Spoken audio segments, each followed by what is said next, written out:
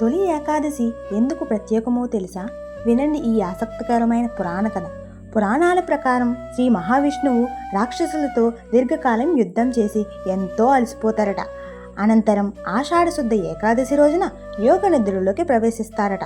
ఆ సమయంలో మురాసురుడు అనే రాక్షసుడు శ్రీ మహావిష్ణువుపై దాడి చేయడానికి ప్రయత్నిస్తాడు. అప్పుడు భగవంతుని దివ్యశక్తి నుండి ఏకాదశీదేవి ఆవిర్భవించి మురాసురుణ్ణి సంహరిస్తుందట. ఆమె భక్తిని మెచ్చిన శ్రీ మహావిష్ణువు ఈ పవిత్ర దినాన్ని తొలి ఏకాదశిగా ప్రకటించి ఈ రోజున ఉపవాసం చేసి భక్తితో తనను ఆరాధించే వారికి పాప విమోచనం, ఐశ్వర్యం, మోక్షప్రాప్తి కలుగుతుందని వరం ప్రసాదించారు.